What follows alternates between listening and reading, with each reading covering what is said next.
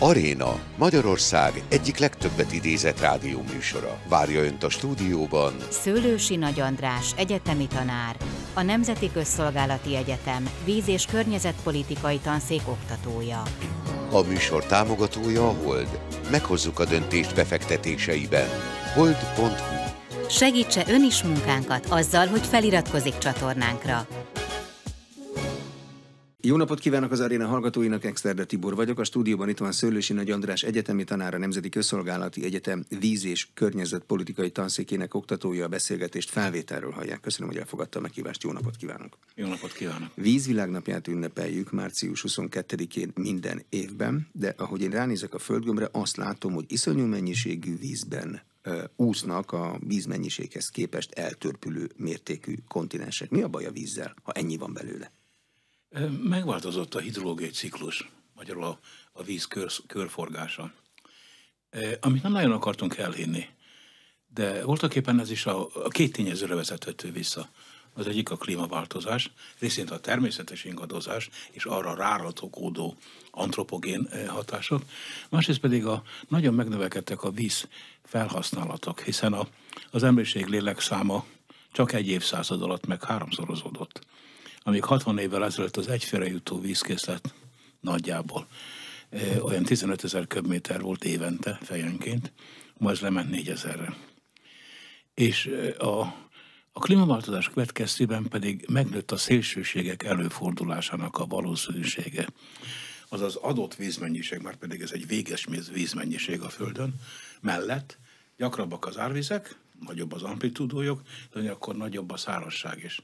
De azon közben a vízmennyiség ugyanaz, mint a holocén elején volt. Jó, de visszatérnék még arra, amit először mondott, hogy többen vagyunk. Hát nem úgy van a vízzel is, mint hogy porból lettünk és porrá leszünk. Hát a végén, amikor majd nem vagyunk, a bennünk lévő víz az csak visszamegy a körforgásba, nem? Hát azért olyan sok nem. Na most, talán érdemes, hogy megengedő, hogy ezzel untassam a hallgatókat, úgy nagyjából az arányokat látni. Hogyha a Föld összes vízét tekinti, beleértve a tengereket, óceánokat és az édesvizet is, akkor ez mondjuk legyen ez a 100%, akkor ennek a 100%-nak 97,5% sós, az az emberi fogyasztásra közvetlen alkalmatlan, ami marad a 2,5% az az emberiség édesvízkészlete, aminek a 60%-a állandóan megfagyott állapotban van a déli sarkon, északi sarkon, a permafrost Szibériában, a gleccserekben, és ami ezek után is marad, annak a 90%-a felszín alatt van. Tehát ez egy nagyon kicsi készlet, a teljes készletre vetítve 0,007%, ami pici. Véges mennyiség, hogy nagyjából mekkora a mérték, ez 41 000 köbkilométer. Ez az, ami egy évben az emberiség rendelkezésére áll. Jó, de ott van a sós víz. Hát tudunk lepárlóüzemeket működtetni. Ma is vannak olyan országok, amik a szükségleteiket jelentős részben lepárlásból fedezik. Nem elég hatékonyak? Nem. Tudnék, a baj a lepárlással az, vagy a fordított ozmózisen alapuló technológiákkal, hogy a maradék sóval, amely a lepárlás után visszamaradt, az valamit kell kezdeni. Most ezek az országok, vagy területek, amelyek sólepárlással foglalkoznak, ezek zömében tengerparti országok. Kicsi szigetek a Csendes-óceánon, vagy az arab világban, akik a víz mellett élnek. De baj az, hogy a visszamaradt sóval valamit kell kezdeni. Ezt általában egy laza mozdulattal visszahányják a tengerbe. Márpedig, ha visszahányják a tengerbe, az általában a litorális zóna, tehát a parti zónahoz közeli területen teszik meg, aminek a következtében a litorális zóna ökoszisztémái tökéletesen megváltoznak. Nem bírják az élőlények azt a koncentrációt? Pontosan. Szóval ezt eléggé jól meg lehet Omántól kezdve sok minden helyen hát lehet tapasztalni. Na most ami a Csendes-óceáni kis szigeteket illeti, hát sok opciójuk nincsen. Tudnék, az a vízlencse minden egyes szigeten volt, és a turizmus, meg ipar, mezőgazdaság következtében azokat a felszín alatti vízkészleteket gyakorlatilag kiszivattyúztak és elhasználták, aminek az lett a nettó következménye, hogy a tengervíz beáramlott. Tehát az a vízadó réteg az egyszer mindenkor a tönkre lett téve. Na ott van lehetőség és indok a sólepárlásra. Ma már ezek a technológiák nem olyan drágák, mint voltak akár 10 évvel ezelőtt is. Körülbelül pariban vannak a vízellátórendszerek által, hát mondjuk $1 köbméterenként. De a gond a maradék eltávolítás. Mennyire stabil az édesvízkészletük? Mondta, hogy a permafrostban, az állandóan fagyott talajban van, meg a sarkvidékeken van, de hát azok állítólag olvadnak. Az így van. Ez így van. Hova megy, hogyha elolvad, belefolyik a tengerbe végül? Hát egy idő után igen, ha csak nem annyira lefolyástalan terület, hogy az ott marad, és akkor az ott pangóvizeket eredményez, és elpárolog. De a klímaváltozás következtében megnő a nedves területek aránya, de ugyanolyan mértékben megnő a száraz területek aránya. Azon közben, ahogy említettem, a vízmennyiség az ugyanaz lesz. De ha megnő a nedves területek aránya, akkor a víz az elvileg ott megmarad, nem? Ahogyne, persze, nagyobb lesz az árvizek gyakorisága, bár nem maradna meg. Nagyobb lesz az árvizeknek az amplitúdója is, tehát megnő a szélsőségek előfordulásának a valószínűsége mindkét irányban. De úgy, hogy azon közben a vízmennyiség ugyanannyi marad. De ezek olyan mértékű, meg léptékű szélsőségek, hogy az ember nem tudja kezelni? Hát az ember azt képzelni, hogy ez olyan, mint egy nagy kád az egyik oldalán. Ha sok a víz, akkor ott fölitatom, eltárolom valahová, majd csinálok vele valamit. Nem így működik? Hát így is lehet, és egyébként erre teljesen jól ráérzett és eltalálta, hogy a feles vizeket be kell tárolni. Igen, nem csak azokat akkor el kellene oda vezetni, ahol szárazságban. Itt pedig sokszor pár száz kilométertől pár ezer kilométerig terjedő távolságokról van szó. Szóval voltaképpen a megoldás az, jó lehet mérnöki műtárgyak nélkül nem lehet megoldani, de a megoldás az okszerű vízgazdálkodásban keresendő, ami hát nem egy magától értetődő dolog. Említettem még, hogy a víz körforgása is megváltozott. Azt mondom, az általános iskola 5. osztályában megtanuljuk, hogy működik a víz körforgása, a napsugárzás hatására felmelegszik, felemelkedik, lehűl, felhőket képez, kiesik, és ez kezdődik előről. Ez egy zárt rendszernek tűnik. Mi változik meg ezen? A körforgás sebessége, mikor a következőképpen, hát ez egy egyszerű gondolatkísérlet is, végtelenül le van egyszerűsítve, mert lényegesen bonyolultabbak a folyamatok. Képzelj a Földet, ahol az életet, az a beérkező napsugár vagy radiáció mozgatja évmilliárdok óta, 4 milliárd év óta, amitől az élet is a Földön keletkezett. Na most ennek a radiációnak a 40%-a eddig kvázi visszapattant a világűrbe.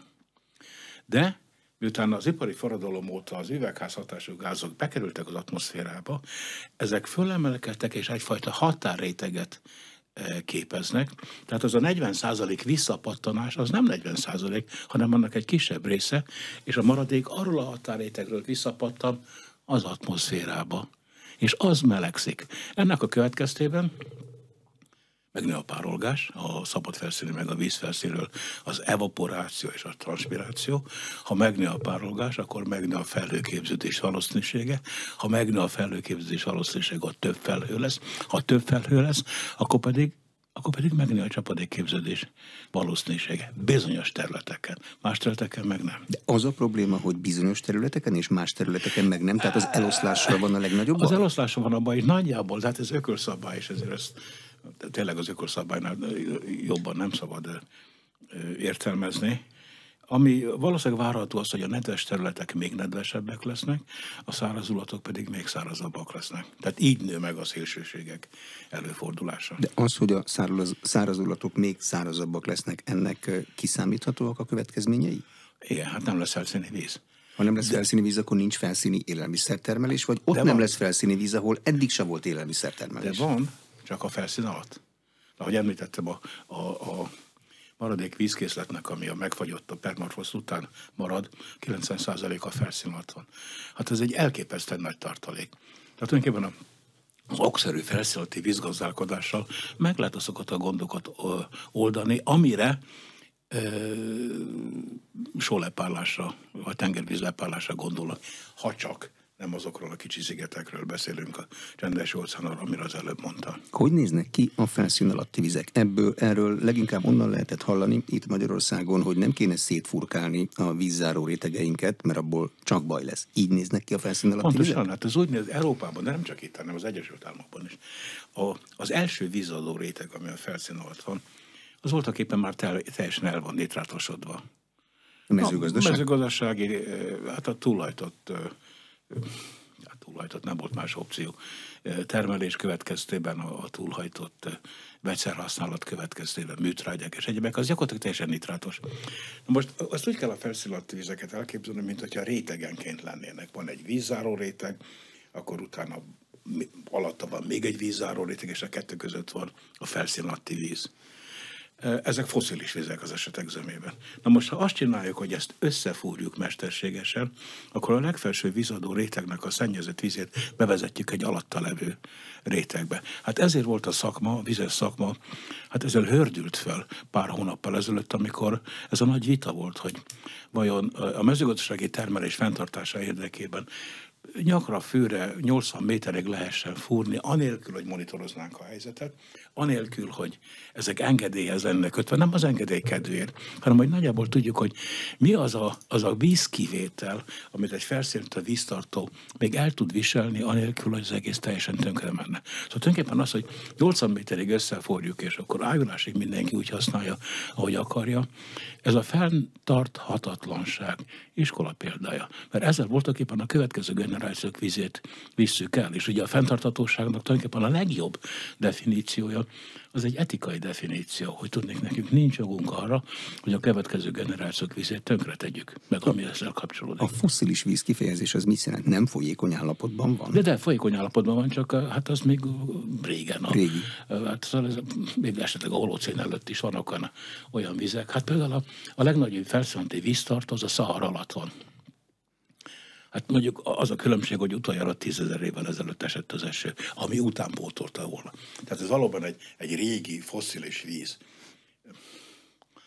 Hát ugye a Katafinak jutott az a nagy ötlete, hogy megfúrja a Szahara kellős közepén a felszínti víztartókat, és kipumpálja ki, szivattyúzza a vizet, és vezeti el a parti zónába, hogy azzal majd virágzó mezőgazdaságot teremtsen. Ez volt a Great Man-Made River, a nagy ember csinálta felszínti folyam, ami tényleg egy Tisza mennyiségű vizet szállított két nagy beton csatornán. De hát aztán közben jött a háború, meg közben jött az is, hogy a vizek agresszívek voltak, ezek a betoncsövek, ezek felrobbantak, természetesen elkorrodálódtak, úgyhogy ez a projekt abban maradt. De a fosszilis víz az mennyire stabil? Az egy állandó mennyiség, vagy az ma is képződik valamilyen módon? Hát ha nem nyúlnak hozzá a rendszerhez, akkor nem történik semmi. Tehát annyi, amennyi? Annyi, amennyi. Akkor azzal mit lehet kezdeni, ha annyi, amennyi? Akkor ha annyi, amennyi, akkor véges? Persze, hogy véges, az egész vízkészlet véges.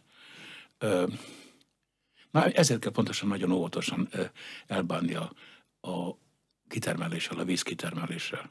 És főleg úgy, hogy megőriztető legyen a vízminősége. Na most, ha egyszer egy felszínti víztest vízminősége elromlik, hát annak körülbelül pár 10 000 évig annyi. A felszíni vizek romlásával ellentétben azt nem lehet reparálni gyorsan. A felszíni vizeknél ott van egy víztisztítómű, megvannak a technológiák arra, hogy ezt egy folyórendszerben meg lehessen oldani. De felszín alatt nem lehet. De mire való a felszín alatti víz? Arra, hogy megőrizzük az utókornak, hogyha még beérjük a felszín felettiekkel, és akkor nekik legalább maradjon felszín alatti? Hát egyfelől, másfelől, hogy nehogy túltermeljük. Ugye kivéve a fosszilis vizeket, hát az a része a ciklusnak, tehát az beszivárgás, a mély perkoláció, ezek utánpótlódnak.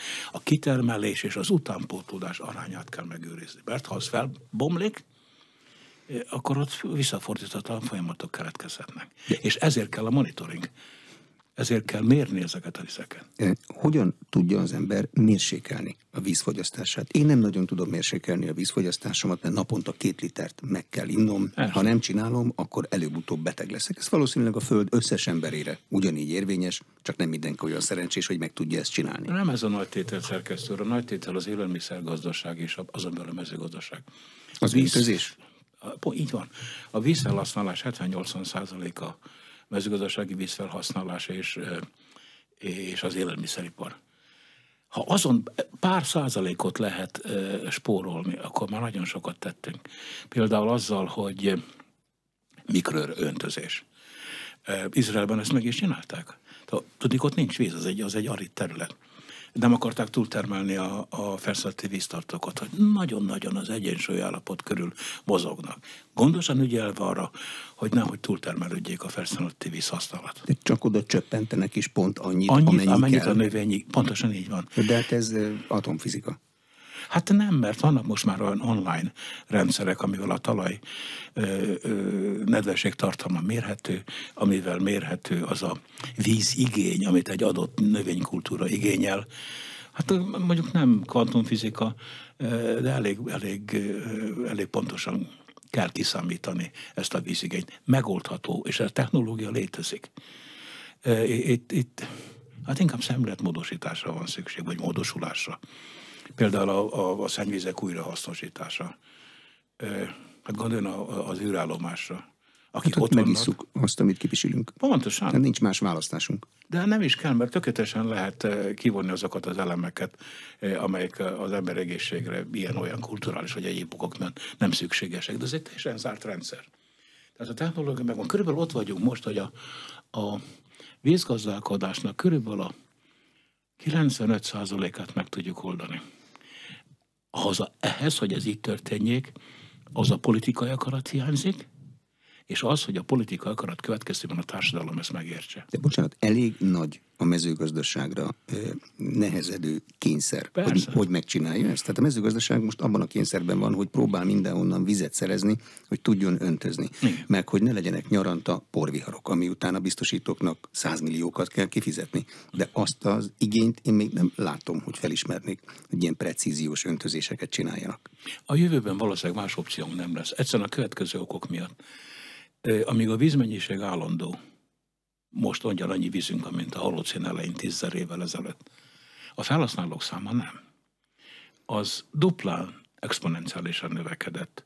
Elég a 20. századot tekinteni, az évszázad elején 2 milliárd, az évszázad végén 6 milliárd, most vagyunk 8 milliárdon, 2050-ben leszünk 9,2 milliárdon, és pontosan 100 év múlva leszünk 12 milliárdon. Most ha megnézi ezt a növekedési görbét, ha úgy tetszik a felhasználók növekedési görbét, akkor az exponenciális görbe egyszer csak körülbelül 10 évvel ezelőtt átbillent egy logisztikus görbében, mint hogyha ez egy felső aszimptótához tartana.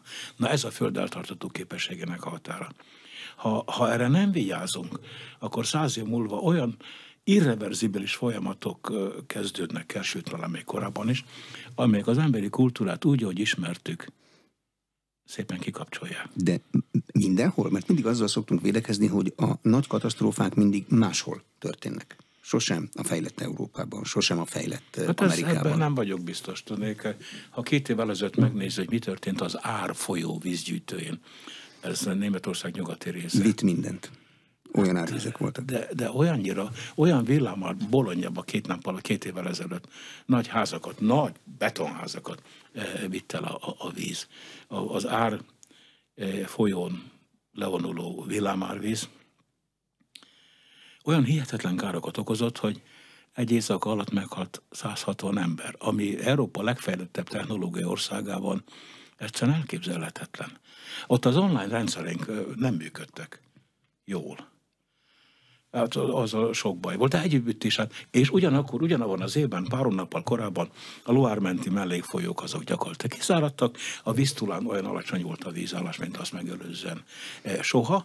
Tehát megint csak arra most már nem is hipotézis, hanem tézisre jutunk, hogy megnő a szélsőségek előfordulásnak a valószínűsége. Pár évvel ezelőtt volt egy közép-európai városban egy nagyobb árvíz, villámárvíz. Hát ez 20 évvel ezelőtt volt.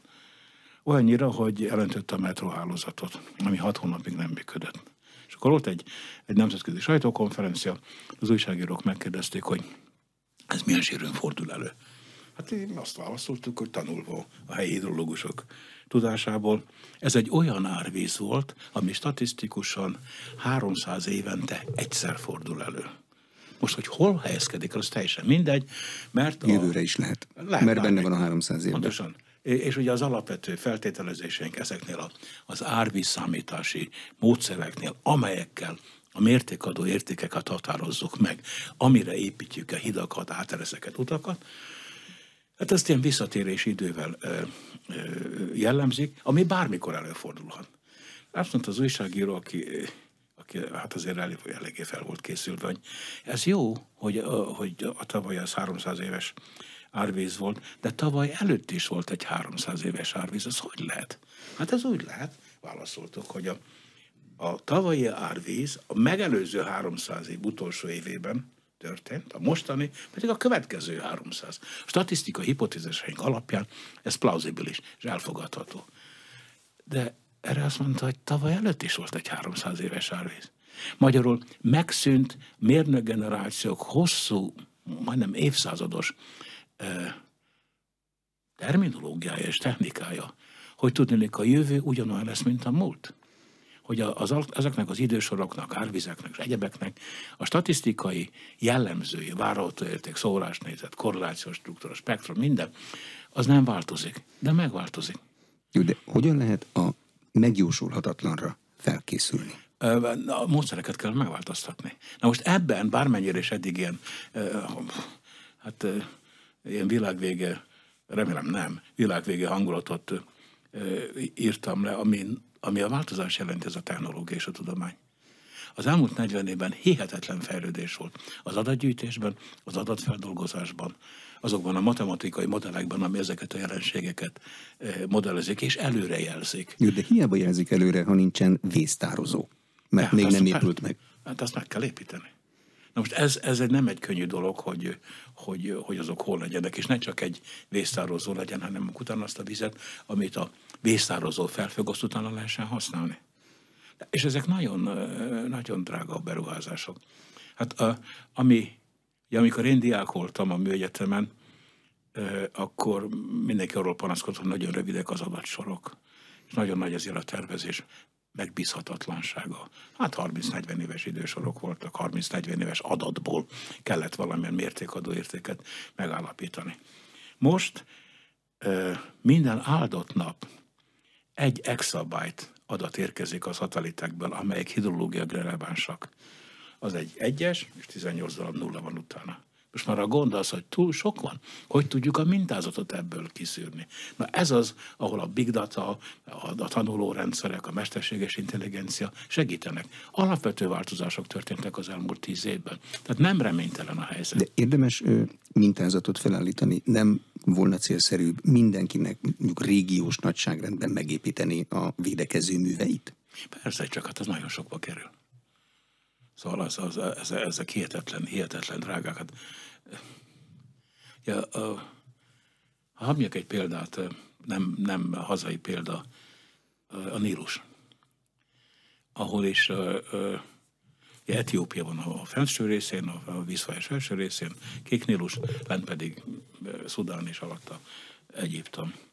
Amikor Etiópiában megszületett a politikai döntés, hogy azokat a vizeket, amelyek az etióp magas fennsíkról egyébként elfolynának, azokat fogjuk vissza, azokat használjuk a mezőgazdaságra, a vízellátásra és az energiatermelésre, ahelyett, hogy az egész elfolyna. És ez egyfajta reneszánszát jelenthetné az etióp gazdaságnak és a társadalomnak. Ezért is hívják nagy etióp reneszánsz gátnak. Igen, nem csak erre a lenti országok meg úgy reagáltak, hogy ti elviszitek a vizeinket. Egy egyoldalú döntéssel. Ez a iszlám forradalom után volt. Akkor megfenyegették őket azzal, hogy lebombázzák a gátat, egy MiG-29-eseket küldenek rá, meg ilyesmi. De a szerencse segített méghozzá úgy, hogy volt egy olyan villámárvíz a Kék Níluson, ami, ha nincs a tározó, addigra csak félig sikerült feltölteni, és az a félig üres tározó nem tudja befogadni az extra vízmennyiséget, akkor elúszik Khartoum. És így ez megmenekült. Tehát tulajdonképpen ez volt a víz és háború most a vízvilág nagy témája. Ez volt az a tény, ami a konfliktusból kooperációvá alakította a helyzetet. elmagyarázná, hogy mi a probléma a gát építéssel? Az ember úgy képzelné, hogy ha az a gát visszatartja a vizet, és amikor tele van a nagy medence, akkor mégiscsak kinyitja alul, mert különben kifolyna az oldalán, és az eredeti vízmennyiség mégiscsak eljut az alsó országokba. Ez nem így van? De pontosan így van. Mi a baj? A konfliktus általában az átmeneti periódusban jelentkezik, amikor feltöltik ezeket a tározókat. Ez mennyi? Hát ez adott esetben lehet több köbkilométernyi víz is.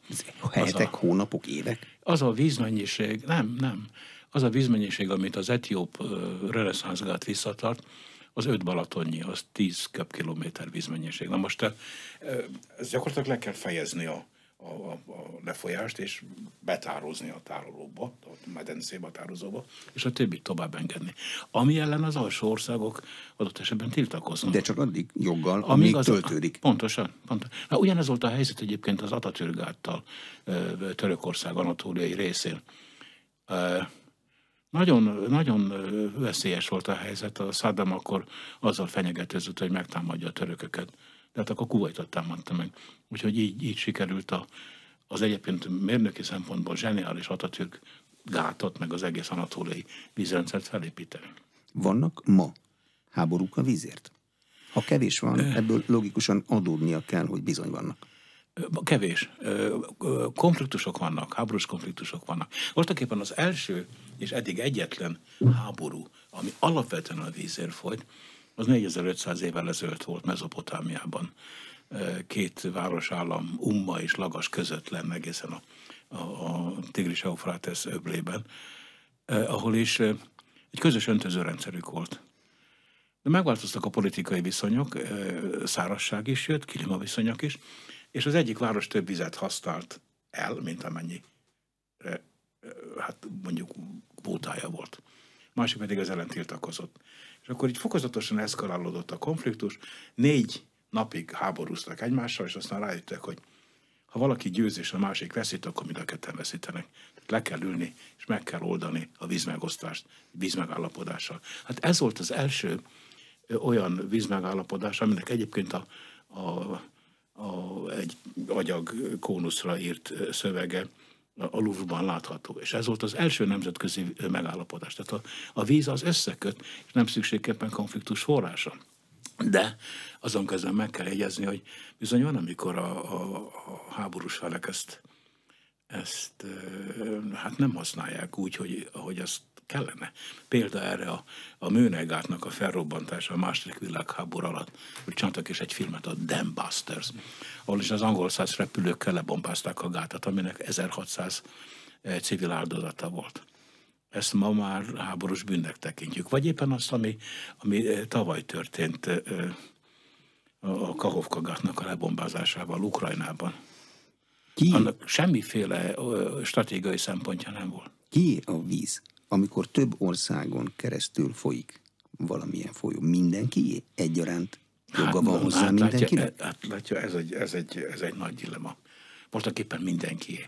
De az a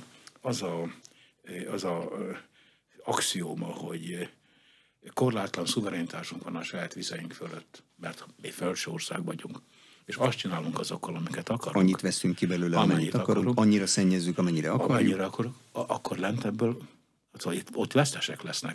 A lenti országok azok vesztenek. Nincsen sok nemzetközi megállapodás. Az ENSZ-nél van az úgynevezett New York-i egyezmény, ami nagyon egyszerű alapelvek köré szervezi a vizek megosztását. De másút nincsen, szóval ezeket jogilag szabályozni kell. És egy nagy vita, mind a mai napig egy néhány felső ország nem fogadja el ezt a New York-i ENSZ megállapodást, mondván, hát például Kína egy példa, a Törökország egy példa, akik azt mondják, hogy ez a mi vízünk, ezzel mi azt csinálunk, amit akarunk. A szabad belátása az országoknak az mit követel meg a saját területükön átfolyó vízkincsel szemben? Mondhatják azt, hogy tőlünk, ami kifolyik, az már nekünk mindegy, vagy az nekik is rossz, ha elszennyezik, vagy túlhasználják? Hát, én azt hiszem, az a civilizált viselkedés tesztje. Voltaképpen az lenne jó, hogyha ugyanolyan minőségi vizek folynának egy országból, mint amíg befolynak. Egyfajta etikai kötelessége lenne az országnak, amelyik használja azt a vizet, mint időszaki felhasználó a többi között, hogy ugyanolyan minőségű vizet adjon az alsó országnak, mint amit kap felülről. Tehát ennek is megvan persze maga korlátja, technológiai hiányok, tőkehiánya. És hát bizony egyre szennyezettebbek lesznek ezek a vizek. De mitől lesznek egyre szennyezettebbek? Hát azt lehet olvasni, hogy a csatornázás az fejlődik, a tisztító művek egyre rosszabbak, vagy egyre jobbak. Nem mindenhol. Nem mindenhol, és főleg van egy olyan komoly gond, hogy a kontinentális területeken, Európában is keletkező, ez egy világátlag, szennyvizek 85%-a tisztítás nélkül kerül a befogadókba, aminek elképesztően negatív ökológiai következményei vannak. Ennek az eredménye az, hogy a földközi tenger literális zónájában csökkent a biodiverzitás, a biológiai sokféleség.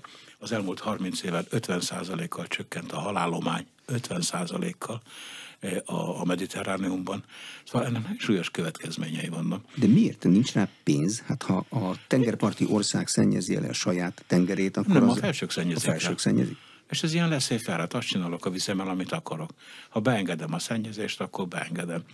Vannak erre megállapodások. Magyarország ebből a szempontból nagyon jó helyzetben van, mert egy sereg bilaterális határvízi megállapodás van, és ezt be is tartják komolyan. Már amikor. De Romániával például betartják, hát ott ugye? vannak, amikor jönnek a műanyag szemetek. Ukrajnával betartják, háborús ország, bármi jöhet pontosan rajta. És ez így is van, bármi is jön. Szóval tulajdonképpen az alsó országok azok hát voltaképpen kiszolgáltatottak. Van-e esélye egy alsó országnak a vizét tisztítani? Azért kérdezem, mert hát mondjuk a PET palackupa, amiket ott összeszednek egy évben, az elképesztő mennyiség, de ezek látható szennyeződések, ezek úsznak a víz felszínén. Igen. Ami oldva van benne, azzal mit lehet kezdeni? Hát ez a $60 000 kérdés. Ezért kellenek a megállapodások, a vízjog rendszerén keresztül. Ugye, ha a csendes óceán közepén lát egy magyarországi PET szigetet, akkor azért az elég megdöbbentő, már pedig ott az van. Jó, de hát ezt megpróbálják időnként lehalászni, meg innovációkat fejlesztenek rá, meg mindenféle csinálnak, hát de Magyarországnyi terület. Így van, de hogy lehet, ez egy nagy kérdés, hogy lehet ezt az egész folyamatot hát kvázi önfenntartóvá tenni. A tisztulás folyamatát. Az öntisztulás az egy biológiai dolog, az a PET palackokra nem igaz. Tehát nem lesz olyan, hogy megeszik a halak, és akkor föl dolgozzák, és hát annyira lesz... nem, hogy már genetikai változásokat lehet egy némely puha testűnél észlelni. Kétfejű kis halacskák vannak földközi tengerben. Mivel lehet kezelni? Van-e technológia rá? Vagy legalább kísérlet arra? Ott kell megfogni a szennyeződést, ahol keletkezik. Szegény országok általában. Hát ez lenne az egyik feladata az ENSZ-nek, hogy olyan együttműködéseket hozzon létre. Tudom, hogy az csak egy elvi jogi megállapodás. Sokszor a fejlődő országok azon, hát talán azzal védekeznek, hogy az a helyzet, amiben vagyunk, az a kolonializmusnak a következménye. Nincsenek meg a kapacitásaink, sem intellektuálisan, sem egyébként, hogy ezekkel a problémákkal felvegyük a versenyt és megoldást találjuk. Hát ugyanezen a fenntartható fejlődési céloknál, ahol is a legfontosabb a víz, szerintem. Magyarország milyen helyzetben van? Azt szokták mondani, hogy mi egy medencében vagyunk, és érvelnek amellett, hogy nekünk rengeteg vízünk van, más amellett, hogy nincs annyira rengeteg vízünk, mert minden vízünk máshonnan folyik be. Most sok vízünk van, vagy kevés vízünk? Ja, hát ez pont jó vízünk van, pont ellenkező. Szóval itt nem, az, hogy megváltozik egy kicsit az eloszlása, és a Tiszántúlon valószínűleg kevesebb víz lesz, pontosan a ciklusváltozása miatt szemben a Dunántúllal. Ez ma már úgy tűnik, hogy tény. De Magyarország nem szegény ország vizekben, különösen a felszín vizekben, hiszen minden ide folyik. Szóval a felszín alatti vizeinkről már az elején megállapítottuk, hogy nem nagyon kéne bolygatni a felszín alatti vizeinket. Hát úgy kellene bolygatni, hogy az fenntartható legyen. Tehát amit kiveszünk, az utánpótlódjék természetesen. De az a felszín feletti vizekből, a folyókból, igen, a csapadékból utánpótlani. Igen. Ha ennek a mennyisége kiszámíthatatlan, meg az eloszlása, akkor mit fogunk kezdeni azokkal a vizekkel, amik beesnek? Hát ez annyira nem várható, hogy drámai lesz a helyzet Magyarországon. Dacára annak, hogy megváltozik a ciklus, még így lokálisan, és hidrológiai ciklus de a szakma nem várja azt, hogy drasztikus változások legyenek a Kárpát-medencén belül. Ha csak azt nem, hogy a gleccsernyelvek visszahúzódnak, aminek a hatása az lesz, hogy az alpi gleccserek nyelvei épp úgy visszahúzódnak, mint a Pamiré. Az eleinte vízhozam növekedést fog jelenteni. Gyorsabban olvad, és akkor persze, több megy bele. Igen, nem, csak akkor a végén elfogy, vagy legalábbis csökken. Tehát ezért már jó előre érdemes felkészülni arra, hogy ami van, azzal hogy lehet gazdálkodni. De elfogyhat a Duna, ami Magyarországon is átfolyik? Nem, de radikálisan a vízhozama. Ez mit jelent, amikor csökken radikálisan a vízhozama? Akkor jobban kilátszik az inségszikla, meg nincs hajózás? Hát az még hagyjál, hogy az inségszikla, hanem akkor kifut a víz a Paksi atomerőmű hűtőrendszer alól. Ezek hosszú látra jelentkező problémák, amikkel már most kell foglalkozni. Tehát nem tudjuk megkerülni, akármennyire is a politika fogja a 34 évvel ezelőtti helyzetnek, nem tudjuk megkerülni azt, hogy több gát legyen a Dunán. Hogy legyen egy megtámasztó gát, ami lehetővé teszi, hogy az atomerőművek, Paks nevezetesen, állandó vízellátása biztosított legyen. Ez egy nagy kihívás. De nem érzékel ebben változást? Az elmúlt időszakban a földművelés agrárminiszter ült ott, és ő is beszélt arról, meg vizes szakemberek is beszéltek arról, hogy például a Tiszán el kell kezdeni gondolkodni azon. Csongrádon. Hogy lehet megemelni a vízszintet úgy, hogy a földeken ne száradjon ki mindent. Tehát újból napi renden van. Igen. Nem tudom, hogy kell ezt korrekten nevezni, a gátak kérdése? Vagy Ez egy... a kifejezéssel is vigyázni kell. Pontosan.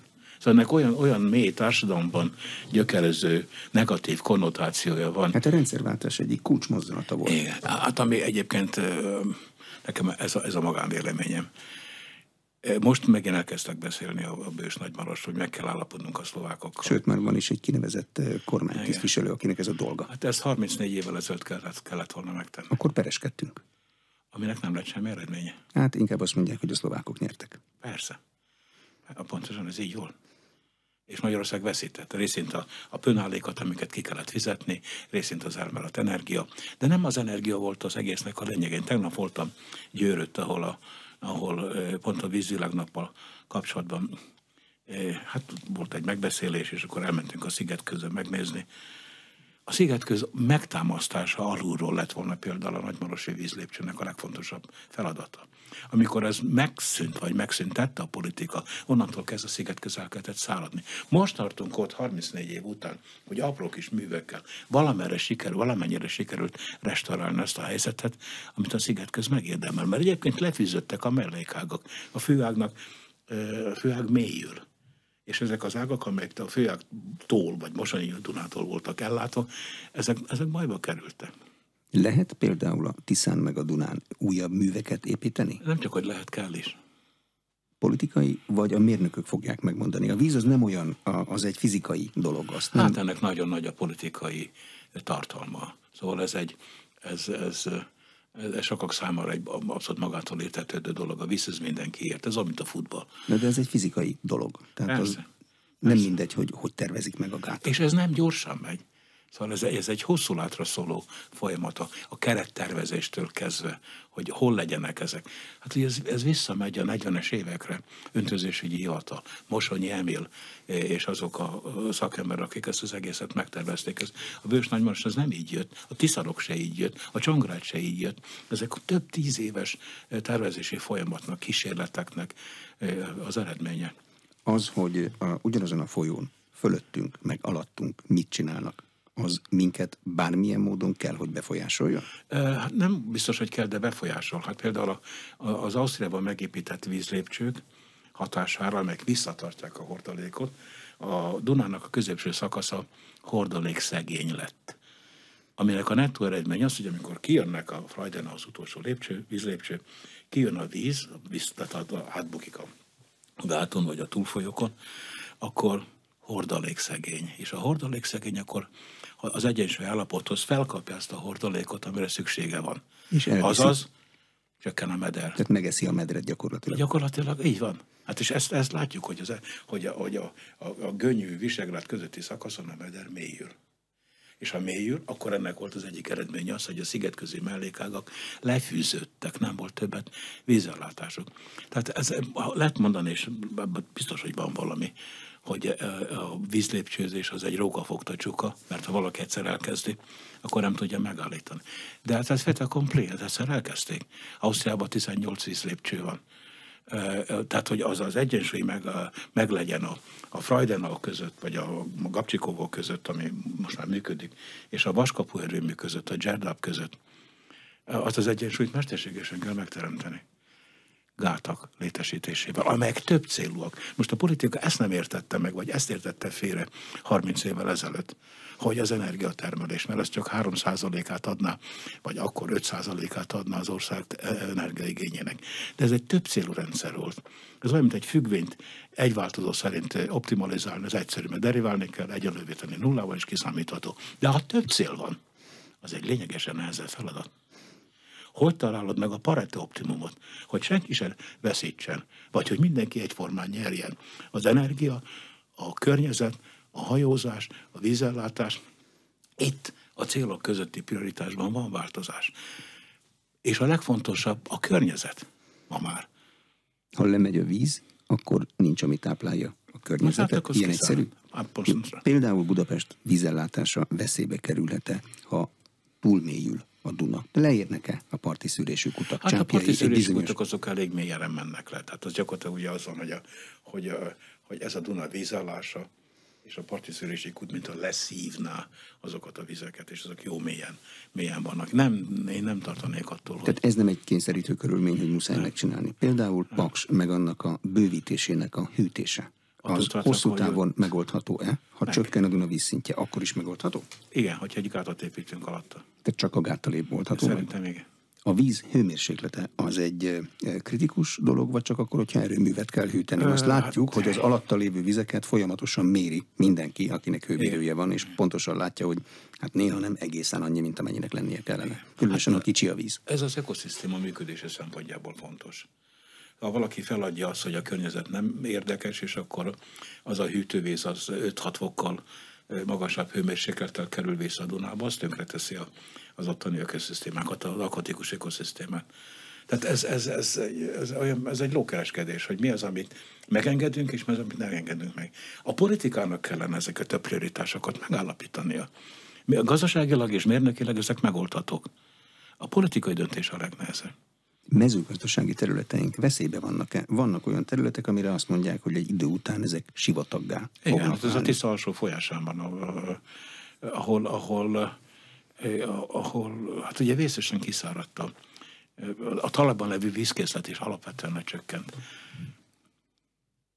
Ez a Csongrád nem egy rossz ötlet, és ez már kb. 50 éve az asztalomban. Tehát nem tudjuk megúszni. De marad mezőgazdasági termelés azon a területen, vagy egyáltalán nem marad? Nem, vagy... az marad. Ha sikerül megoldani a vízellátást. És ha nem sikerül megoldani, akkor látványosság lesz a magyar sivatag? Hát ez egy elég kellemetlen dolog lesz, de ennek a valószínűsége nem kicsi. Ha nem oldjuk meg a vízellátást. Nem lehet más növénykultúrák telepítésével megúszni valahogy? Ja, hát a ariditás kedvelő növények, kaktusztermelés, meg ilyesmivel? Hát én nem hiszem, hogy ez a magyar mezőgazdasági kultúrában. Jó, sok mindennek kísérleteztünk, gumipirkantól kezdve minden volt már. Az a gumipirkant az egy zsenális ötlet volt, igen. Nem. Hát nézze, a vízgazdálkodás az nem alapvetően egy mérnöki feladat. A vízgazdálkodás egy társadalmi feladat, ha az, akkor politikai feladat, és a politikai feladat akkor pedig alapvetően etikai kell legyen. Nem csak az embereknek a vízhez való hozzájárulását és hozzáférését biztosítani, hanem a környezetnek is. Ugye a fenntartható fejlődés 3 pillére közül az egyik a környezet, amit nálunk nem igazából fontos.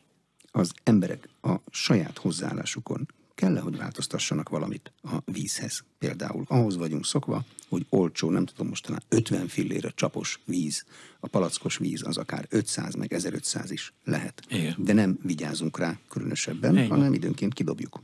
Hát a palackos víz az voltaképpen ugyanaz, mint a csapvíz, csak éppen... Csak túl van meg csak éppen vegyipari műveletekkel olyan alkatrészeket lehet berakni, ami addig nem volt, hogy amitől érdekes lesz.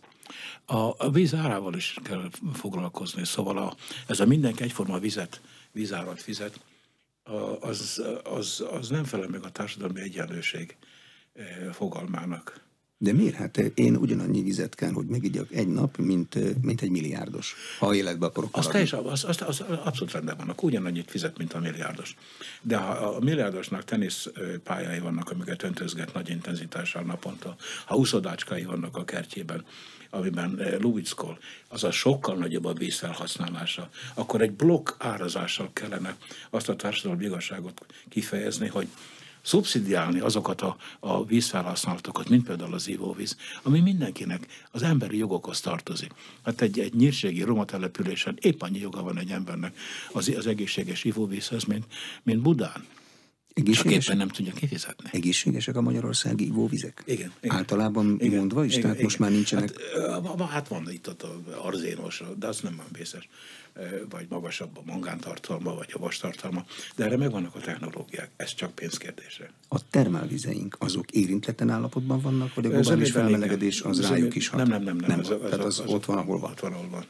Mire való a termálvíz tulajdonképpen? Lehet fűtésre használni, lehet kertészetben használni, Szegeden városrészeket fűtenek vele. Ez rendben van? Hát ez teljesen rendben van. Ha sikerül fenntartani az egyensúly állapotot. De ahhoz vissza kell tenni? Azután, igen, ezt visszasajtolják sokszor. Tehát a talajvíz, felszedti víz utánpótlódás az egy ismert technológia. Visszasajtolni a használt vizet, ami aztán keresztül megy a víz a szűrő rétegeken, és visszaállítja azoknak az eredeti állapotát. Tehát ezekre kész technológiák vannak. De ezek fenntartható technológiák? Igen. Tehát nem lehet azt mondani, hogy belenyúltunk a termálvízbe. Hát olyannyira arra kell ügyelni, hogy a kivétel és a visszatáplálás egyensúlya megmaradjon. A természetben bárhol felborítja az egyensúlyt, az visszaüt. Köszönöm szépen. Az elmúlt egy órában Szőlősi Nagy András egyetemi tanár, a Nemzeti Közszolgálati Egyetem víz- és környezetpolitikai tanszékének oktatója volt az Inforádió arénájának vendége. A műsor elkészítésében Illis László felelős szerkesztő és Módos Márton főszerkesztő vett részt. Ma van a Víz világnapja, március 22-én. Ha a beszélgetést érdekesnek találták, kérem iratkozzanak fel az Inforádió YouTube csatornájára, mert akkor a következő beszélgetést automatikusan megkapják, majd nem kell böngészni. Köszönöm a figyelmet, Exterde Tibor vagyok. A műsor támogatója a Hold. Nem csak vagyont, kockázatot is kezelünk 1994 óta.